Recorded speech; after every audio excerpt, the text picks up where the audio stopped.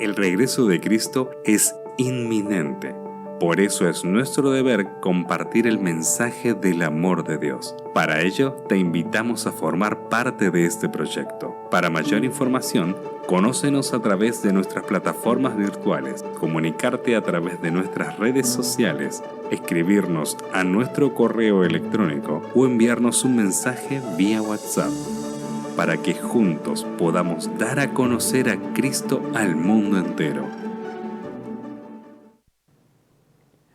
Cuán bueno es poder encontrarnos para estudiar la palabra de Dios y para que, así como recién se mencionaba, ¿verdad?, el Evangelio debe llegar a toda nación, tribu, lengua y pueblo. Y por eso, mis apreciados amigos, Dios quiera que este tema nos ayude a entender el amor de Dios, lo que Dios hizo, lo que Dios está haciendo hasta cuando Cristo regrese por segunda vez. Principios y forma del gobierno celestial. Yo quiero decirles que cuando comenzamos a pensar en el gobierno celestial nos cuesta entender. Por supuesto, Dios reveló algo para que tengamos una noción de lo que es. Cuando estemos con Cristo vamos a entender mucho más, porque es así cuando estemos en la eternidad, ¿verdad? Por los siglos de la eternidad entenderemos más, pero tampoco hay misterios que un ser creado no puede entender. Por lo tanto, el Señor nos dio lo necesario para que podamos ser salvos y heredar la vida eterna. Todo fue dado por amor, todo el gran plan de salvación. Cuán grande es nuestro Padre Celestial. Revelación del trono eterno. Saben, en Apocalipsis se presentan en muchas ocasiones. Vamos a leer allí en Apocalipsis 4. Y al instante yo estaba en el Espíritu, y aquí un trono establecido en el cielo, y en el trono uno sentado. En torno a ese trono de gloria, donde el Padre está sentado, ¿verdad?, por decir así, ¿verdad?, ese trono giran todos los astros que Dios creó, el universo que Dios creó. Todo es perfección. Dios formó esto para que nosotros podamos entender cuán grande será ver un día el trono de Dios. Y continúe diciendo el versículo 3. Y el aspecto del que estaba sentado era semejante a piedra de jaspe y de cornalina, y había alrededor del trono un arco iris semejante en aspecto a la esmeralda. Allí San Juan trata de encontrar, ¿verdad?, los parecidos. Tanto resplandecía el trono de Dios, como dice allí, el aspecto del que estaba sentado era como semejante a piedra de jaspe y de cornalina. O sea, va enumerando algunas cosas visibles por nosotros para que entendamos la gloria de aquel que es eterno, que existe desde el siglo y hasta el siglo. Ahora bien, continuamos leyendo. Y alrededor del trono había 24 tronos, y vi sentados en los tronos 24 ancianos, vestidos de ropas blancas, con coronas de oro en sus cabezas. Bueno, aquí va describiendo San Juan lo que él ve en visión. Yo no voy a entrar en explicaciones porque podríamos hablar mucho acerca de ello. Solamente que en torno al trono de Dios, ¿verdad?, allí hay seres eternos, maravillosos. Seres eternos que un día los veremos y estaremos con ellos para siempre, ¿verdad?, cuando Jesús regrese. Y en ese milenio, como estudiamos ya, ¿verdad?, podremos contemplar las glorias del Eterno, las glorias de Dios. En el versículo 5 leemos así. Y del trono salían relámpagos y truenos y voces, y delante del trono ardían 7 lámparas de fuego, las cuales son los 7 espíritus de Dios. Saben, ese versículo 5 habla de algo muy grande. Allí vemos, dice, del trono salían relámpagos y truenos y voces.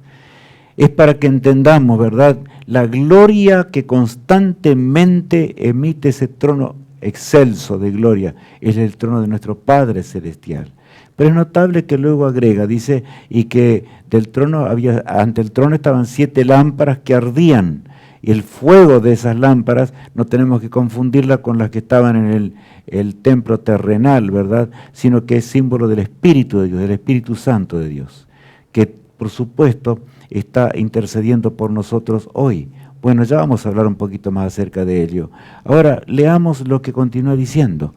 Y siempre que aquellos seres vivientes dan gloria y honra y acción de gracias al que está sentado en el trono, el que vive por los siglos de los siglos, los 24 ancianos se postran delante del que está sentado en el trono y adoran al que vive por los siglos de los siglos y echan sus coronas delante del trono diciendo. Bueno, allí, ¿verdad?, hay específicamente la obra de esos seres que están en torno al trono de Dios.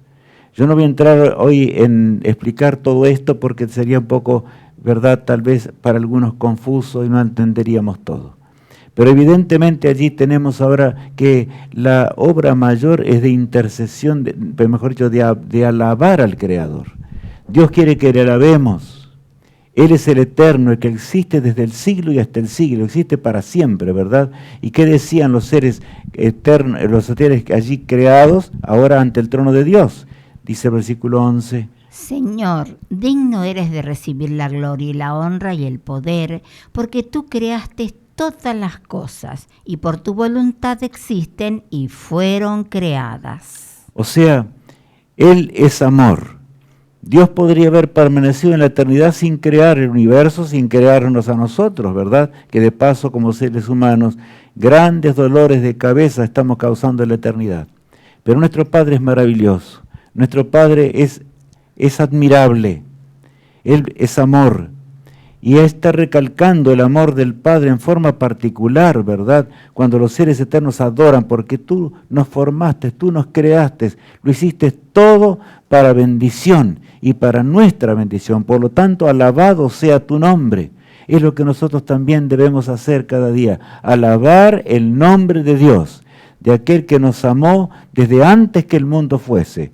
Sabía muchas cosas en cuanto a nuestro proceder y las problemas en los cuales entraríamos en este mundo triste, ¿verdad? Pero recordemos que la tristeza se convertirá en gozo cuando nuevamente el hombre esté en relación o esté en torno al trono de Dios. Y falta poco para eso. Las señales de los tiempos nos dicen con claridad, pronto, pronto, Cristo va a regresar. Y entonces cuando Él regrese, habremos de ascender a los cielos. ¿Y cuán grande día será este? Cuando nos encontremos con nuestros seres amados y veamos las glorias eternas de aquel que nos creó. Y en ese trono excelso, ¿verdad?, de gloria, en torno a ese trono, que de paso está allí en el santuario celestial, ¿saben? Hay algo grande. Satanás pecó. Yo muchas veces he pensado en esto. Miren lo que dice el libro de Ezequiel, el capítulo 28, el profeta, ¿verdad? Tú, querubín grande, protector, yo te puse en el santo monte de Dios, allí estuviste, en medio de las piedras de fuego te paseabas. Ese trono que resplandece en gloria del cual leímos, el ser creado más perfecto que Dios formó, el ser creado que Dios formó y más inteligente que todos, ¿verdad? Él tenía una sagrada misión de ahora transmitir la voluntad de Dios al resto de la creación por todos lados. Y los santos ángeles habrían de llevar las órdenes de Dios y toda la familia celestial habría de deleitarse por los siglos sin fin de una eternidad. Pero desgraciadamente, hermanos, un día entró el pecado. Es algo casi inconcebible, es incomprensible, ¿verdad? Pero allí nos habla de que Lucifer estaba en torno a ¿qué? Al trono de Dios. Y el versículo 15 agrega, perfecto eras en todos tus caminos desde el día que fuiste creado, hasta que se halló en ti maldad. Yo no voy a hablar del tremendo conflicto allí que hubo, ¿verdad? Porque es largo. Y es un misterio también para nosotros. Algún día lo entenderemos mejor. Pero ese ángel perfecto, creado en gran manera perfecto, comenzó un día a envidiar a Dios. El tremendo pecado surgió de esta manera, en torno al trono de Dios, en torno a las llamas de fuego, como dice allí el texto bíblico, ¿verdad? Ahora bien, 3 personas coeternas. Es bueno que leamos el texto del apóstol Pablo, cuando él está escribiendo a los Corintios y está hablando de algunos problemas que ellos tenían y se despide de ellos, invocando a la divinidad. Ahora en este mundo, ¿verdad? Invocando a la divinidad para que realmente a ellos les vaya bien. Él deseaba lo mejor para nuestros hermanos de Corinto. Y leamos en 1 Corintios 13. La gracia del Señor Jesucristo, el amor de Dios y la comunión del Espíritu Santo sean con todos vosotros. Amén. Así sea significa amén, ¿verdad? La gracia del Señor Jesucristo, del Espíritu, la comunión del Espíritu Santo, sean con todos vosotros. O sea, está deseando lo más grande que puede desear el apóstol guiado por el cielo, inspirado por Dios, a sus hermanos en Cristo, que se habían convertido, pero que algunos de ellos habían caído en ciertos pecados, pero ahora Él les hace confiar en Dios. Les dice, en otras palabras, es el eterno, es la divinidad. Son los tres seres coeternos los que están actuando para que nosotros veamos al Rey del Universo. Corintios, les hablo a los hermanos de Corintios, no perdáis esa eternidad, no dejéis a un lado, que reine la comunión de toda la divinidad entre vosotros. Qué pasaje hermoso, ¿verdad? Realmente es hermoso. Ahora, el Hijo en la creación. El mismo apóstol San Pablo dice lo siguiente en Hebreos capítulo 1. Mas del Hijo dice: tu trono, oh Dios, por el siglo del siglo, cetro de equidad es el cetro de tu reino. Has amado la justicia y aborrecido la maldad, por lo cual te ungió Dios, el Dios tuyo, con óleo de alegría más que a tus compañeros. Bueno, el apóstol Pablo está tratando de poner el énfasis central en nuestro Salvador. Y claro, allí vamos a leer varios pasajes enseguidita, ¿verdad? Pero dice, claro, más del Hijo, dice, tu trono, oh Dios, por el siglo y del siglo. O sea, Él es eterno. Cetro de equidad es el cetro de tu reino, ¿verdad? Has amado la justicia y aborrecido, ¿qué? La maldad. De manera que está hablando allí de algo muy grande que escapa, y les explica a los hebreos, para que entiendan realmente la grandiosidad de Jesús, lo que es Cristo, ¿verdad? El versículo 10 agrega: tú, oh Señor, en el principio fundaste la tierra y los cielos, son obra de tus manos. ¿Sabes? Cristo fue el encargado, porque hay orden perfecto. No es que uno sea mayor del otro.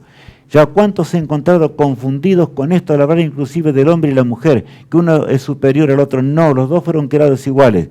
Pero hay una unidad entre los seres eternos, que también se debe manifestar en el matrimonio. Cuando de veras estemos en la eternidad, entenderemos más de cerca muchas cosas. Dios creó a Adán y Eva, imagen de Dios, de esta manera. Pero ahí habla tú, oh Señor, en el principio. Cristo fue el encargado de la creación de nuestro mundo y de todo lo que existe, tal cual dice aquí la palabra de Dios.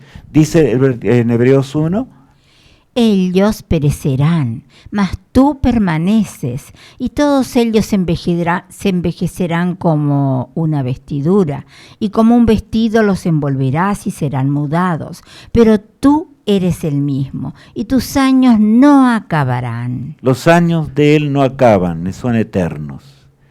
Cristo, y ahora yo quiero hablar del Padre, del Hijo y del Espíritu Santo, los tres seres eternos. En el concilio celestial que ya vimos muchas veces, Cristo se ofreció para morir por nuestras transgresiones y el hombre caía. Y el hombre cayó en la desgracia del pecado, ¿verdad? Y cuando llegó la hora asignada, Cristo vino para buscarnos. Él nos amó desde antes que el mundo fuese. Tanto nos ama nuestro Padre Celestial. ¿Cuándo entenderemos en la plenitud el amor de Dios? Saben, mis apreciados hermanos, si nosotros entendiésemos más el amor de la divinidad para con nosotros, ahí encontraríamos la fuente de todo regocijo. Por supuesto que nuestras neuronas andan mal por causa del pecado. El pecado es pecado. Y la transgresión es una lucha constante y permanente. Por eso Lucifer pecó, se rebeló, no hay argumento alguno para ello, ¿verdad? Pecó porque quiso pecar y se rebeló porque quiso rebelarse. Es el gran adversario de Dios. Mas nosotros, ahora gracias al poder de Cristo que vino a buscarnos, tenemos que entender que si los años de Él no acabarán, tampoco nuestros años acabarán. Cuando llegue ese glorioso día, ¿verdad? Y estemos con Él para siempre. Allí leemos el título siguiente, Alicia. En la creación se usa el plural. Bueno, es notable. Y he puesto énfasis en algunas cositas, porque cuando Dios crea el matrimonio en el hogar, acá en este hogar eterno, porque así era el deseo de Dios, que el Edén, ¿verdad?, de Adán y Eva se perpetuase y que la tierra entera fuese llena de Edenes. Que realmente la paz del cielo reinara en esta tierra. Para eso fue creado nuestro mundo. Qué contraste, ¿verdad? Leamos el pasaje primero. Entonces dijo Dios: hagamos al hombre a nuestra imagen, conforme a nuestra semejanza, y señoree en los peces del mar, en las aves de los cielos, en las bestias, en toda la tierra, y en todo animal que se arrastra sobre la tierra. Y creó Dios al hombre a su imagen. A imagen de Dios lo creó. Varón y hembra los creó. Ahora, Dios crea, ¿no es cierto?, al hombre y la mujer, a Adán y a Eva. Y es notable, dice, los creó a su imagen. Y en ese texto estamos entendiendo que la unidad entre el hombre y la mujer debían ser perfectas. Pero cada una tenía un rol diferente. Así como el Padre es el eterno, ¿verdad?, y el que comanda las huestes celestiales, Cristo vino a este mundo a buscarnos, ¿verdad? No es la misma persona. También Él tuvo una misión que cumplir cuando nosotros caímos. También el hombre y la mujer tienen una misión. En realidad Dios lo creó de esa forma. Satanás se envidió inclusive, porque él no fue consultado de que Dios crease un ser de esta manera. Y mis hermanos, esto debo decirlo de acá. Este drama se ve hasta el día de hoy. Dios creó el hogar. Ojalá los hombres entendiésemos esto. Dios creó el hogar perfecto para que fuésemos perfectos para siempre. Desgraciadamente el pecado entró y por supuesto el Señor igual continuó con la creación de los siguientes seres humanos que habían de habitar en este planeta, pero gracias al poder de Cristo un día seremos transformados y llegaremos a la eternidad. Pero recalco una cosita aquí. Bien, leamos en la palabra de Dios. Entonces dijo Dios: hagamos al hombre a nuestra imagen. ¿Notaron? Hagamos al hombre, o sea, se usa el plural, porque algunos dicen no entienden esto. En realidad son los tres seres eternos. ¿Cómo iban a ser que deciden crear al hombre a imagen de Dios, verdad? Es lo que dice el texto bíblico, a nuestra semejanza. Había allí algo muy especial. Dios dotó a los ángeles de una misión, Dios dotó a Lucifer de una misión, Dios dotó a los 4 seres vivientes que están en torno al trono de Dios de una misión. Dios dotó a todos los seres inteligentes, tienen algo para ser felices. Y al hombre le dio un encargo especial y fue creado a imagen de Dios. Satanás quedó disgustado con eso. ¿Cómo era posible que ahora el hombre poblase la tierra de seres santos? Tenían la facultad de multiplicarse y por supuesto crear nuevos hogares en perfecto estado, en armonía con nuestro Padre Celestial. Pero desgraciadamente el pecado entró en este mundo, ¿verdad? Nosotros tendríamos que haber reinado sobre esta tierra. Adán, que fue creado en primer lugar, era el rey. Y nosotros debíamos gozarnos con las obras de la creación, con todo lo que Dios creó.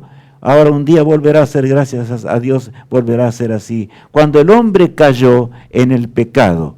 Ahora dice así la palabra de Dios. Y dijo Jehová Dios: he aquí el hombre es como uno de nosotros, sabiendo el bien y el mal. Ahora pues, que no alargue su mano y tome también del árbol de la vida y coma y viva para siempre. Y lo sacó Jehová del huerto del Edén, para que labrase la tierra de que fue tomado. Este es el momento más triste. Un Dios amante tuvo que sacar a Adán y a Eva porque ahora eran pecadores. Los sacó del jardín del Edén. Pero notemos allí lo que dice, ¿verdad? Y dijo Jehová Dios: y aquí el hombre es como uno de ¿qué? Uno de nosotros. Otra vez aparece la palabra en plural. Solamente estoy recalcando algunos pasajes para que podamos comprender más la naturaleza de aquel que existe desde el siglo y hasta el siglo. Es eterno, ¿verdad? Es eterno, el Padre, el Hijo y el Espíritu Santo. Los demás seres somos seres creados, pero para habitar una eternidad. Para eso nos creó el Señor, mientras que el Señor o el Todopoderoso, la divinidad, vamos a usar ese término, ¿verdad? Ellos existen desde el siglo y hasta el siglo. Yo no puedo entender cómo es eso. Somos seres creados. Él existió siempre. No hubo un momento en el cual Él no existiera. Y continúa diciendo la revelación lo siguiente. Y saben, ya habían pasado ya una generación, la primera generación después del diluvio. Los hombres antes del diluvio se portaron mal, hicieron maldad, hicieron cuantas cosas, ustedes saben. Pero el Señor tuvo que destruir esta tierra con un diluvio. Solamente Noé y su familia se salvaron. Pero cuando Noé salió del arca, lo primero que fue a hacer, lo que hizo fue un altar, para agradecer al Señor por la grandeza de que Él todavía habría de cuidar esta tierra, a pesar de que ahora ya no sería igual. La lucha sería mayor, la tierra quedó diferente inclusive, porque por causa del pecado cada vez los hombres arruinamos más las cosas, ¿verdad? La rebelión de la Torre de Babel. Esa Torre de Babel fue en rebelión directa contra la palabra de Dios. Y leamos los pasajes de Génesis 11. Y dijo Jehová: He aquí el pueblo es uno y todos estos tienen un solo lenguaje y han comenzado la obra y nada les hará desistir ahora de lo que han pensado hacer. Ahora pues, descendamos y confundamos allí su lengua para que ninguno entienda el habla de su compañero. Lo que menos deseó Dios que el pecado se perpetuase. Y yo quiero recalcar esto, porque Lucifer, ya estudiamos, será destruido con sus ángeles en el día después del juicio final, ¿verdad? Como también todos los malvados. Pero tuvo que sacar a Adán y Eva para que no fuesen y comiesen del árbol de la vida y vivieran para siempre, dice la palabra de Dios. De manera que el plan de Satanás era ese, que el pecado reinara para siempre, pero en su amor Dios saca al hombre ahora. Tendríamos que pasar por un desierto aterrador, que es este desierto de pecado en este mundo. Pero Cristo mismo gustaría de todas las cosas para ser nuestro poderoso Salvador. Solamente un ser eterno podía salvarnos. Los santos ángeles se ofrecieron para morir en lugar del hombre, pero no servía la muerte de ellos. ¿Por qué? Porque ellos no son eternos. Por lo tanto, aquí se recalca algo, ¿notaron? Dice allí, ellos eran uno, el pueblo era uno. Ese pueblo en rebelión era uno. Yo les pregunto, ¿era una persona? No, eran muchas personas. ¿Por qué recalco esto? Porque algunos dudan de la eternidad y de la forma en que funcionan los seres eternos, en forma allí de la Trinidad, ¿verdad? Dice, el pueblo era uno en pensamientos, en acción. Y es lo que menciona acá. Ahora cuando se acerca el Señor a la Torre de Babel, dice, descendamos y confundamos allí sus lenguas. ¿Para qué? Para que se disminuyese el pecado, porque ellos habían decidido realmente traer el pecado de nuevo como antes del diluvio. Y el Señor de esta manera logró de que el pecado disminuyese por lo menos por un tiempo. Tanto nos ama Dios. Pero otra vez la palabra es verdad en plural. Descendamos y confundamos allí sus lenguas. Allí estaba la divinidad amorosa, el Padre, el Hijo y el Espíritu de Dios. Descienden, ¿verdad?, para confundir los hombres, a los hombres sus lenguas. En el principio no fue así, teníamos todo un solo lenguaje, pero después de la Torre de Babel, ¿verdad?, los hombres comenzaron a no entenderse más. Así se esparcieron por toda la tierra, dice la palabra de Dios, porque ellos desobedecieron a la orden de Dios. El plan divino era que poblasen la tierra, que se acortase lo más posible la obra del pecado. Dios luchó y luchó y luchó junto a nosotros. ¿Para qué? Para que de veras el pecado tuviese el menor efecto posible y que podamos pronto heredar la eternidad. Pero el hombre y Satanás lucharon y lucharon y lucharon contra Dios. ¿Para qué? Y yo me refiero a los hombres malos, ¿verdad? Los que no quisieron hacer la voluntad de Dios. Para que el pecado se alargara, por así decirlo, ¿verdad? Cristo, el Creador, vino a buscarnos.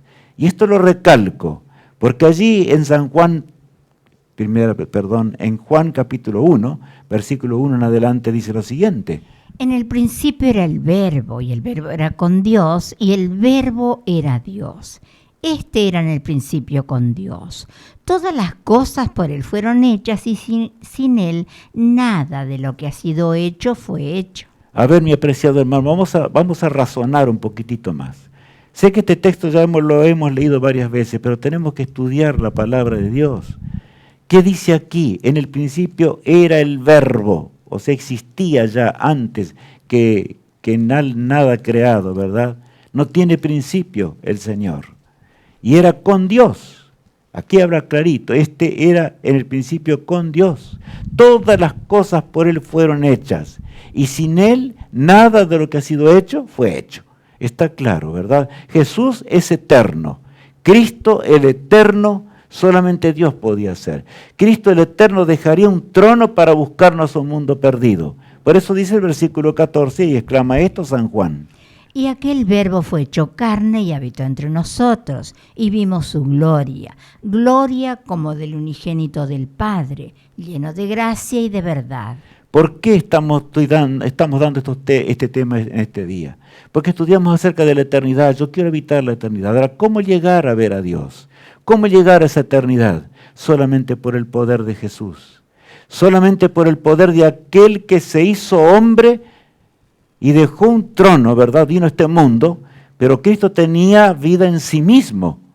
No era un hombre más. Tenía vida en sí mismo, aunque la naturaleza de Jesús, ¿verdad? Ahora era humana. Muchas veces he pensado en esto. Tan grande es el amor de Dios que ahora se humanó, se hizo hombre para buscarnos a un mundo perdido. Gustaría del dolor y el sufrimiento, habría de ver las injusticias de esta tierra, habría de ver inclusive a su propio pueblo en rebelión y entregándolo, habría de contemplar las escenas más horribles del pecado, pero nada habría de desanimarlo, aunque para él fue una terrible lucha. En ese tremendo conflicto leemos el siguiente pasaje, título. En el plan de redención actúan los tres seres coeternos. Bueno, en el plan de salvación, Cristo murió en la cruz y resucitó, ya conocemos esto.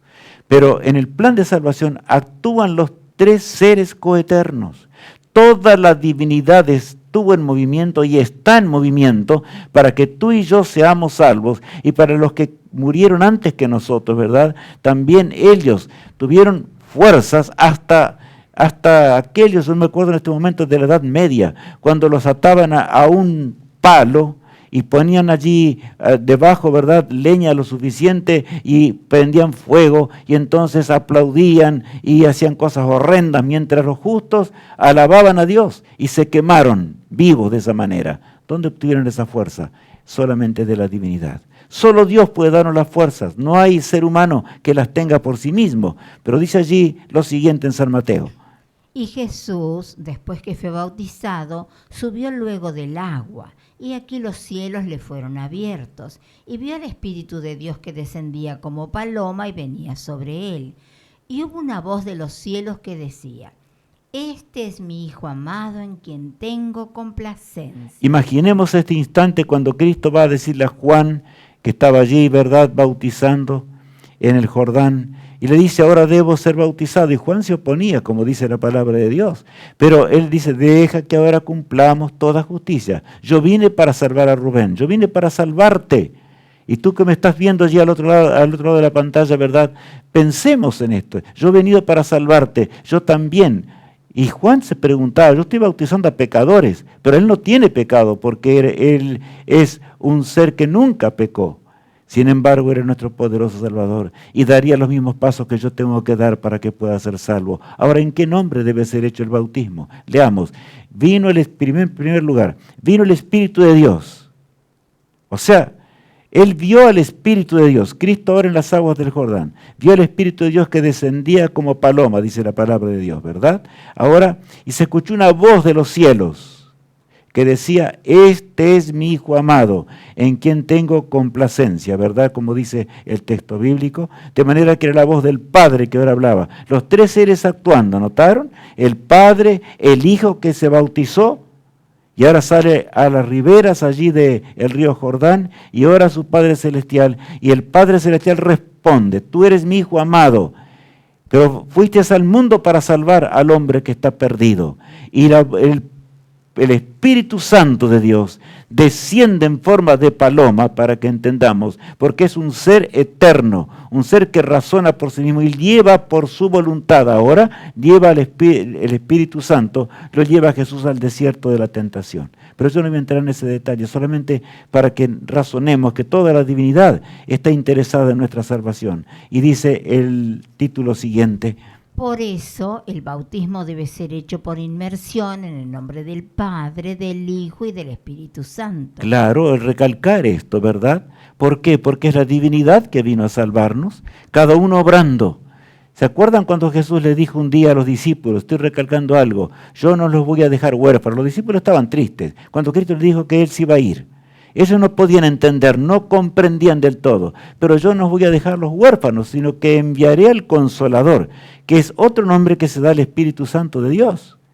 De manera que os conviene que yo me vaya, él dijo, yo voy a interceder por ustedes, pero el Espíritu Santo estará al lado nuestro. Es un ser tan amoroso, tan tierno y compasivo como yo soy. Inclusive, él puede estar presente con todos a la vez. Eso es lo grande, ¿verdad? Y entonces el bautismo, el santo bautismo, debe ser hecho en el nombre del Padre en primer lugar. En segundo lugar, en el nombre de ¿quién? Del Hijo.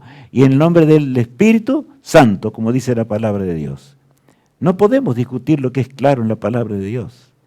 Seamos fieles. Y nosotros que tenemos pecados, invocando el nombre, ¿verdad?, de la divinidad, seremos realmente perdonados. Y si de veras queremos, el Señor habrá de acompañarnos por toda esta vida corta que tenemos, pero es el momento cuando tenemos que prepararnos, ¿para qué? Para ser salvos y llegar a ese hogar que anhelamos llegar, pero solamente así llegaremos a ese hogar, por el poder de la divinidad, que por supuesto es superior a la maldad del autor del mal, en gran manera. Ahora bien, solo quienes vivirán para siempre y verán a Dios.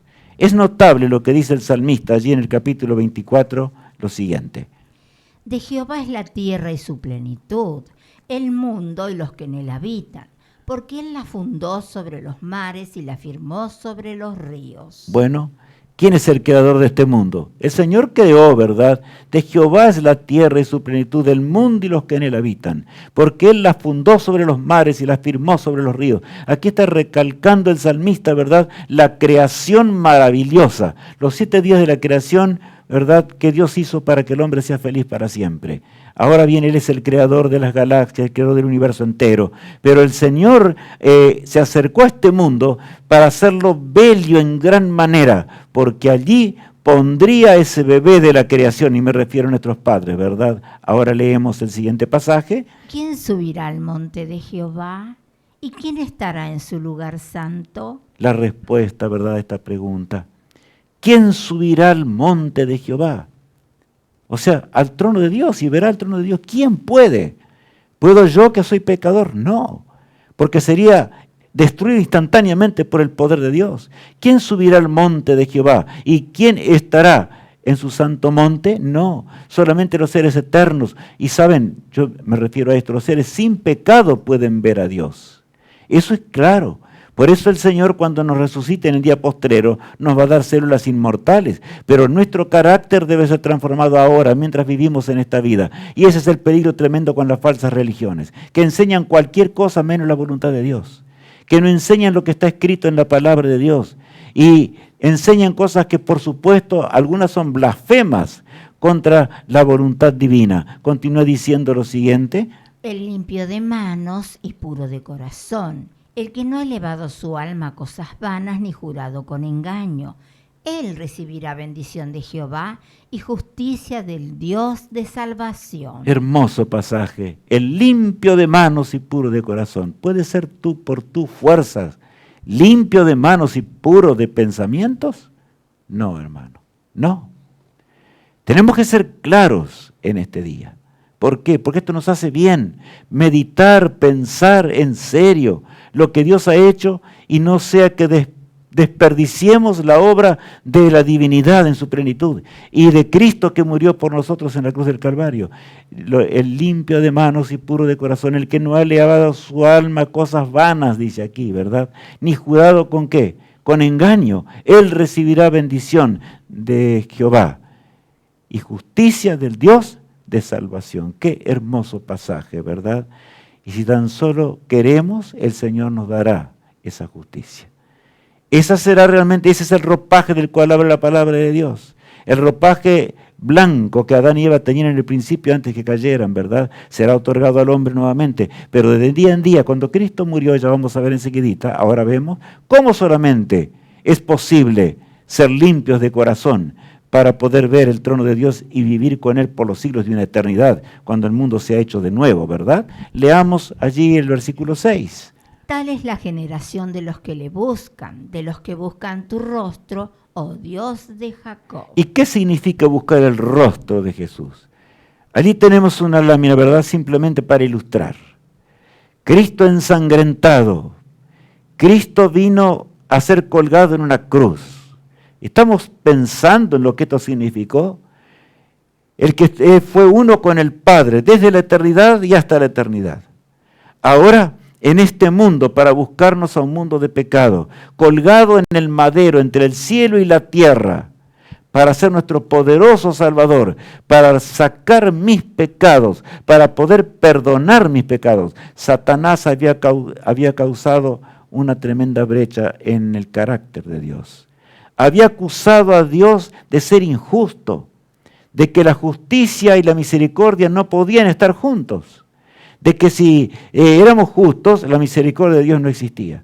Qué terribles pensamientos, ¿verdad? En la envidia, en los celos de Satanás, todo eso lo trajo al universo y lentamente comenzó ahora a transmitirlos a toda la creación. Logró engañar a la tercera parte de los ángeles, que se convirtieron ¿en qué? En demonios. Pero Jesús vino al mundo para que tú y yo dejemos a los demonios y dejemos las cosas que no son de Dios. Aférrate de la palabra de Dios, aférrate del escrito está de la palabra de Dios. No salgas porque algún hombre opine diferente. Por más grande y elocuente que sea el que predica o el que habla en cualquier lugar, afiánzate en el escrito está del libro inmutable que los hombres quisieron destruir, pero no pudieron a través de los siglos, ni podrán hasta cuando Cristo regrese. Es la revelación de Dios, dada por amor. Dios inspiró a los profetas y por supuesto que Satanás obró para destruirlas. Yo no voy a entrar en detalles ahora, pero fue así. Ahora Jesús entregado por uno de sus discípulos. El primer golpe de Cristo. Y por supuesto que Satanás trataba con esta manera de desanimar a Jesús. Él iba a morir por nuestras transgresiones. En el tiempo asignado se dirigió con pasos firmes, aunque su rostro ya había cambiado. Él sabía que tenía que enfrentar al autor del pecado y sus huestes, y a los hombres que estaban poseídos por los demonios. Y esos hombres eran los que del pueblo que Dios había guiado durante miles de años por el desierto. Es imposible entender esto. Vamos a leer, Alicia, este texto. Mientras él aún hablaba, se presentó una turba, y el que se llamaba Judas, uno de los 12, iba al frente de ellos y se acercó hasta Jesús para besarle. Entonces Jesús le dijo: Judas, ¿con un beso entregas al Hijo del Hombre? Qué pasaje, ¿verdad? Se repite el cuadro de lo que pasó en los cielos. Lucifer tenía el lugar más encumbrado cerca del trono de Dios. Ahora acá en los cielos, acá en la tierra, ¿verdad? Uno de los 12, Judas Iscariote, había decidido vender a Jesús. Y él se adelanta a la turba, ¿verdad? Como dice el texto bíblico, y ahora besa a Jesús. Y él ya había acordado que el hombre que él besara, a ese tenían que prenderlo. Y entonces fueron todos y lo prendieron. Y Jesús le dice: Judas, ¿con un beso entregas al Hijo del Hombre? Judas, ¿qué estás haciendo? ¿Qué estás haciendo? Pero Judas ya había entrado en la rebelión contra Dios. Ya no se podía arrepentir más. Por eso, mi hermano y amigo, nunca juguemos con la gracia de Dios. Nunca juguemos con el Todopoderoso, no sea que nos convirtamos en Judas en esta vida. Ese es el peligro, ¿verdad? A pesar de conocer el amor de Dios. Jesús lucha en el Getsemaní. No crean que fue simplemente ir al Getsemaní. Cristo hubiese muerto allí en el Getsemaní si no hubiese sido por la intervención divina. Y por supuesto un ángel vino realmente para fortalecer a Jesús. Pero leamos el pasaje bíblico. Diciendo: Padre, si quieres pasa de mí esta copa, pero no se haga mi voluntad sino la tuya. Y se le apareció un ángel del cielo para fortalecerle. Y estando en agonía oraba más intensamente, y era su sudor como grandes gotas de sangre que caían hasta la tierra. Yo muchas veces he pensado esto, cuando los discípulos inclusive estaban dormidos. Porque así dice la Escritura. Y saben, mis amigos, esto es terrible pensar en esto. Cristo allí estaba sudando, dice la Biblia, transpirando gruesas gotas de sangre. Era tan terrible la agonía mental que tenía Satanás, porque Satanás lo rodeó con todas sus huestes satánicas para de alguna forma vencer a Cristo. Él había asegurado que ahora Cristo era humano, era como el hombre, por lo tanto lo habría de vencer. Pero Cristo nunca pecó. Rogaba a su Padre, Señor, si tú puedes, y claro, para Dios todo es posible, saca de mí esta copa terrible, pero no sea como yo quiero, sino como tú deseas. Por eso la voluntad de Dios se cumplió. Así, hermanos, tenemos que encarar nuestra vida cristiana. Nunca nos fiemos de nuestra justicia, nunca nos fiemos de lo que realmente somos, porque nosotros somos pecadores. Confiemos en el Eterno y digamos, Señor, si no hay otra forma de actuar, actúa tú. Obra conforme a tus planes para que yo pueda ser salvo y para que pueda heredar la vida eterna para siempre.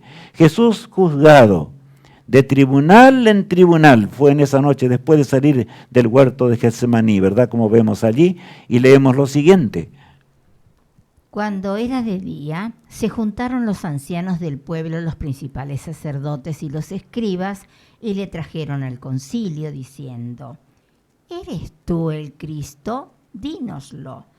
Y les dijo, si os lo dijere no creeréis, y también si os preguntare no me responderéis ni me soltaréis. Qué terrible, ¿verdad? Que Cristo tenga que decirles a quiénes, a los líderes de Israel, a los sacerdotes de aquellos días. Por eso no te extrañes que en este mundo haya sacerdotes, haya ministros o lo que fuera religiosos que no estén hablando la palabra de Dios y que estén luchando inclusive contra Dios. Eso es lo tremendo. Por eso vuelvo a repetir, nunca te fíes de los seres humanos. Escudriña la palabra de Dios. Y realmente si ese hombre que está hablando o está predicando está en armonía con el escrito, está de la palabra de Dios, entonces agradece a Dios. Ora por él para que siga de veras obrando y haciendo las cosas conforme a la voluntad de Dios. Dios es el que nos salva y el único que puede salvarnos. Nada hubiese ganado Jesús con responderle a ellos, porque ellos tenían la convicción de entregarlo. No querían un Cristo redentor, querían un guerrero que los liberase del poder de Roma. Eran sus ideas personales, como también hoy hay millones de religiones que sostienen sus ideas personales. Y desde la más grande, ¿verdad?, allí que tomó el poder de Roma, hasta la más pequeña, se apartan de Dios. ¿Dónde estamos nosotros? Es la pregunta que hoy tenemos que hacernos. ¿Nos encontramos alabando al Creador o somos desobedientes? Dios nos ha indicado qué tenemos que hacer. Habla la ley moral de lo que realmente debe ser la vida cristiana, pero ¿estamos realmente dispuestos a hacer la voluntad del Señor? Pero recuerda que tú no tienes poder para guardar ninguno de esos mandamientos, a menos que la gracia del Altísimo te cubra y que tú puedas entregar tu vida en las manos del autor de la vida. Ahora, Jesús azotado vilmente y brutalmente. Leamos. Y comenzaron a acusarle diciendo, a estos hemos hallado que pervierte a la nación y que prohíbe dar tributo a César diciendo que él mismo es el Cristo, un rey. Entonces Pilato le preguntó diciendo, ¿eres tú el rey de los judíos? Y respondiéndole él dijo, tú lo dices. Y Pilato dijo a los principales sacerdotes y a la gente, ningún delito hallo en este hombre. Qué tremendo, ¿verdad? Pilato, que era pagano, desgraciadamente no tuvo la fortaleza para presentarse y luchar y liberar a Jesús, porque, bueno, él se hubiera salvado. Cristo tenía que morir de todas maneras, pero allí está, ¿no es cierto?, una lucha espiritual terrible. Pilato lucha solo, y luchó solo y fue vencido, por supuesto. Acá dice la palabra de Dios claramente, allí estaban convertidos en demonios, los hijos de Dios, y gritando que lo crucificaran, y que de alguna forma él merecía la muerte, y Pilato mismo, que era pagano, dice, pues yo no encuentro ningún delito, ¿por qué lo quieren crucificar? Pero la turba gritaba más fuerte y más fuerte y más fuerte, hasta que presionó de tal forma que Pilato, que era cobarde, ¿verdad?, no se animó a mantenerse de parte de la justicia. Continuemos leyendo lo siguiente. Jesús sentenciado a muerte como el más vil criminal. Así fue Jesús, tu amante Salvador y mi Salvador. Entregado como el más vil criminal, dice allí, ¿verdad? Leamos los pasajes. Mas ellos instaban a grandes voces pidiendo que fuese crucificado, y las voces de ellos y de los principales sacerdotes prevalecieron.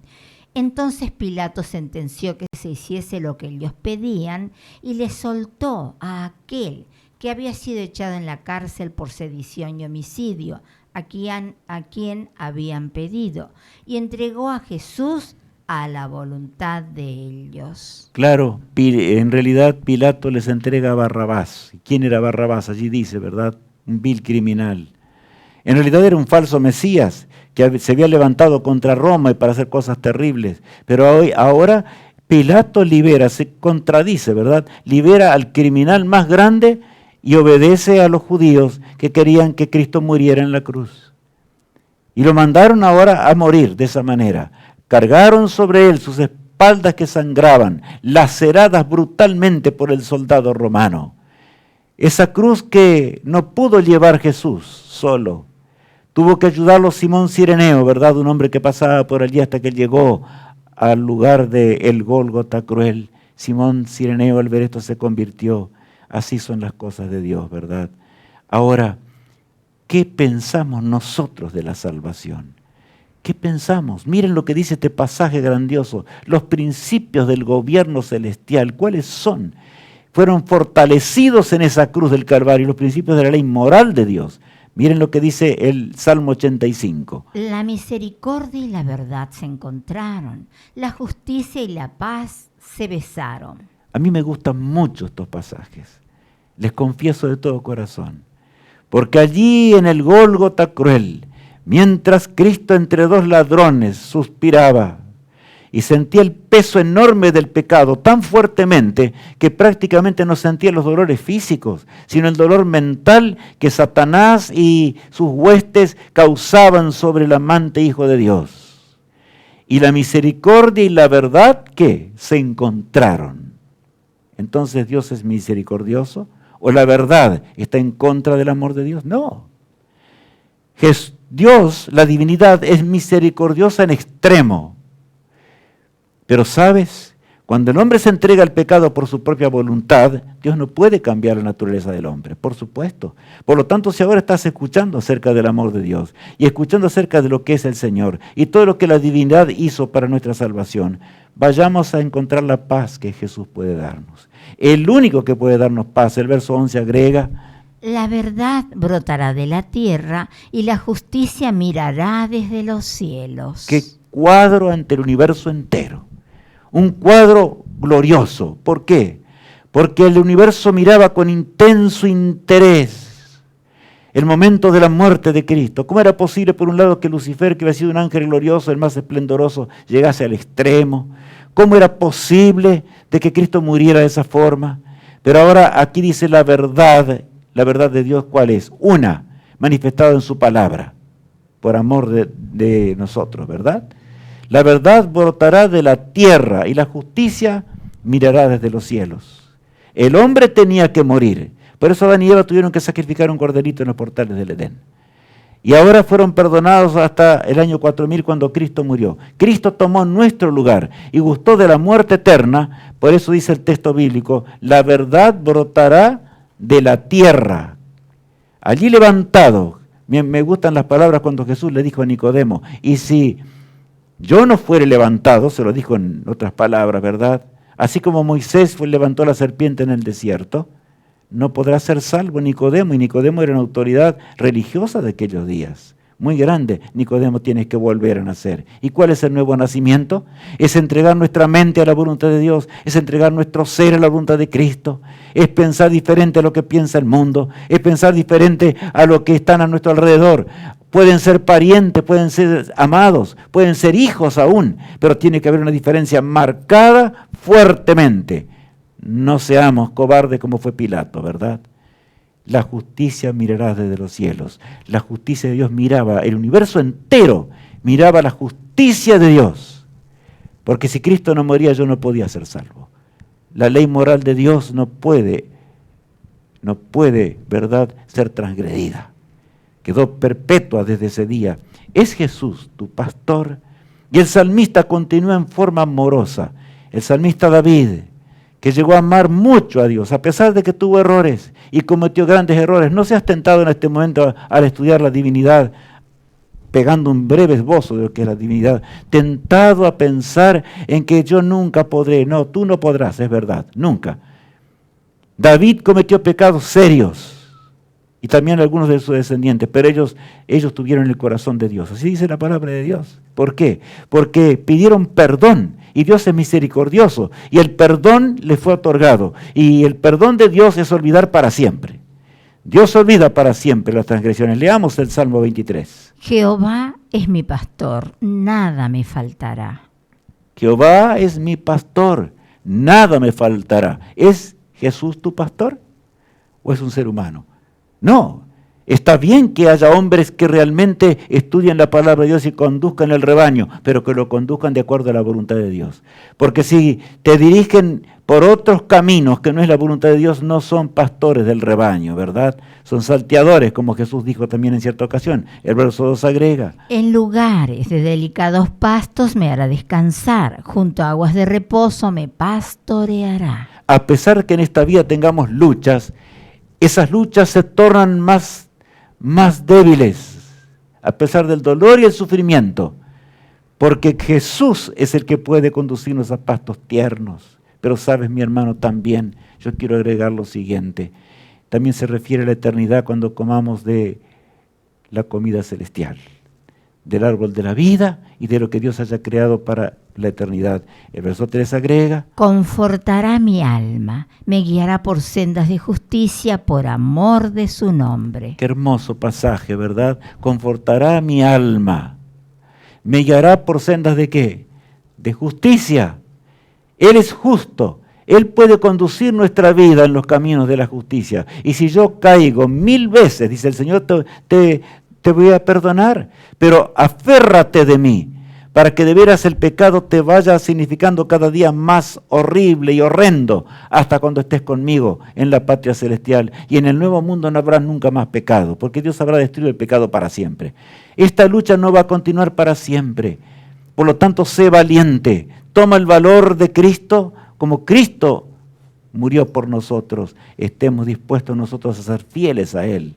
Confortará mi alma y me guiará por sendas de justicia por amor de su nombre. Ahora continúa diciendo así: Aunque ande en valle de sombra de muerte, no temeré mal alguno, porque tú estarás conmigo, tu vara y tu cayado me infundirán aliento. Este pasaje me hace recordar el mundo actual en el cual estamos viviendo, al borde del abismo mismo, cuando realmente las armas más terribles de la tierra están usadas para matar.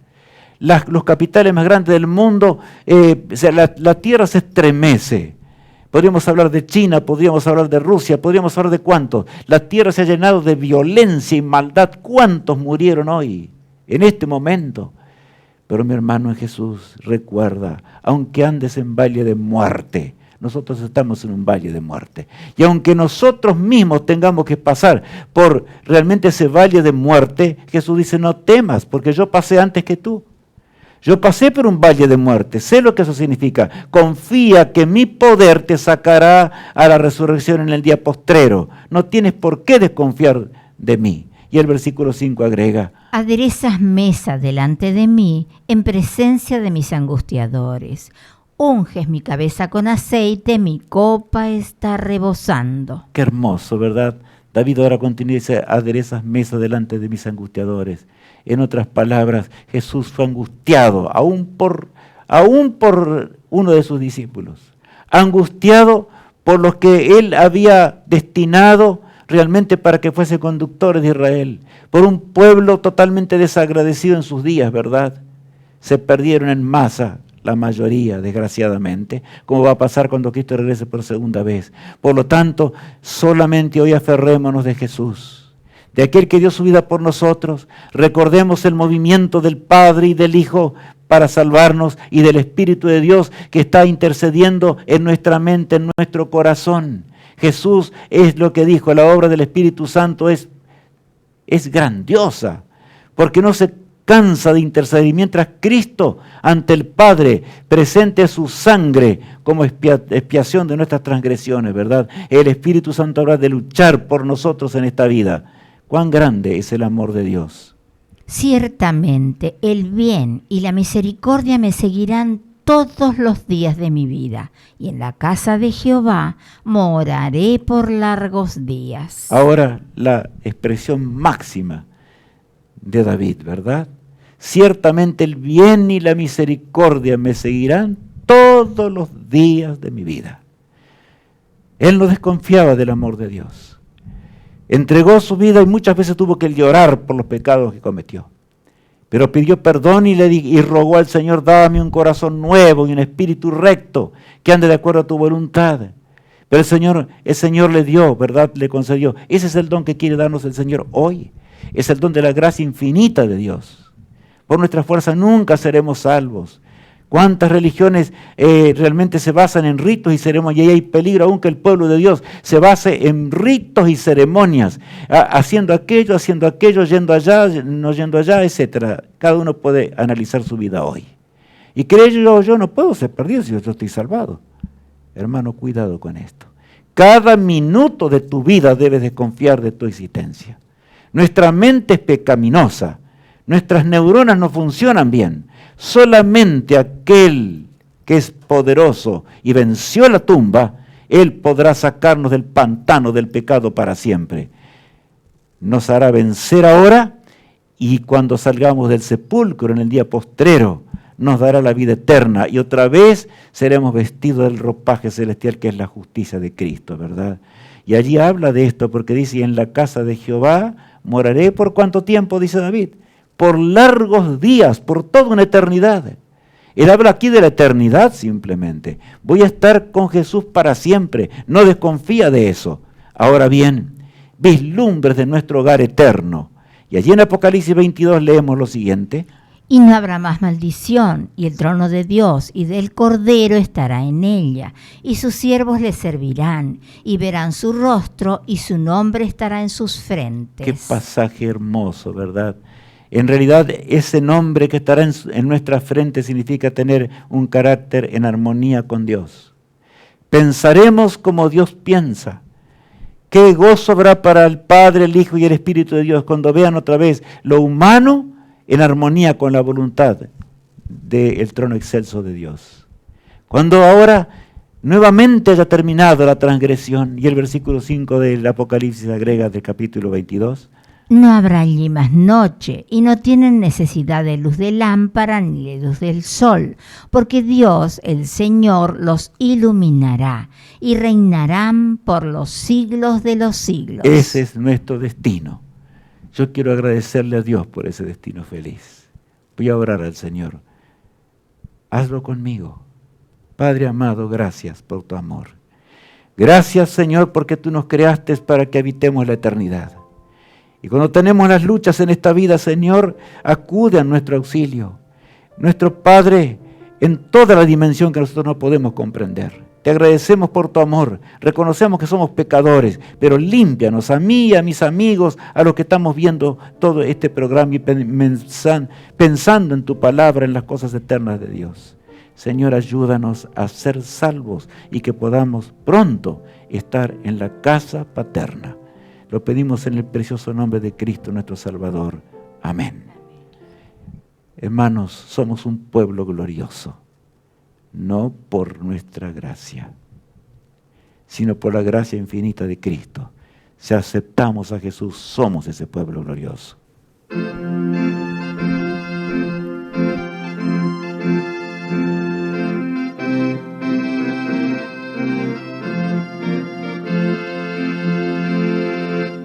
Oh pueblo, pueblo glorioso, el conflicto llega a su fin.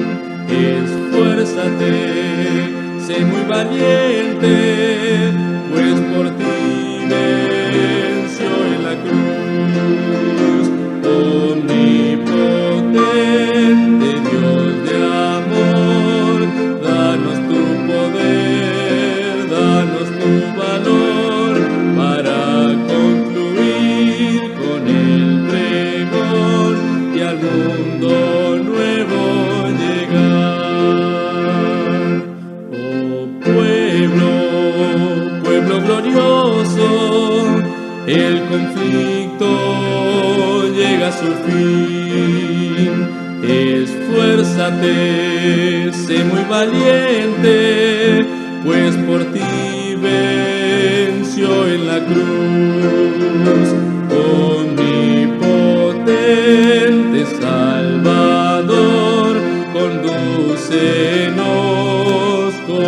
decisión para vencer al tentador y al mundo nuevo llegar. Oh pueblo glorioso, el conflicto llega a su fin. Esfuérzate, sé muy valiente, pues por ti venció en la cruz. Omnipotente intercesor, danos el fuego celestial para vencer con tu verdad y al mundo nuevo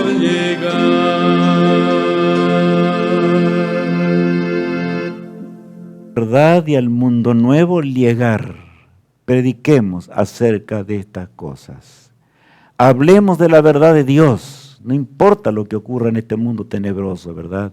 Tú puedes hacerlo junto a nosotros a través de los links que anunciamos siempre. Allí está también el teléfono con el cual puedes pedir lo que desees. Pero no dejes de ninguna manera de hacer la obra de Dios. Allí tenemos el nuevo correo, un correo de organización, ¿verdad? Porque Profetía 21 es una organización para predicar el Evangelio. He aquí, usemos ese correo para transmitir, hablarle a otros también del amor de Dios. Y si tú estás viendo en el televisor, toma tu celular o tu smartphone y utilízalo para compartir con tus hermanos, con tus amigos, para compartir con tu familia y también para aquellos que no son tu familia. Hagamos todo lo que, como Cristo dejó un trono, nosotros tenemos que dejarlo todo para proclamar el Evangelio de la salvación. No calies, mi hermano, jamás. No caliemos hasta que juntos nos veamos debajo del árbol de la vida. Amén.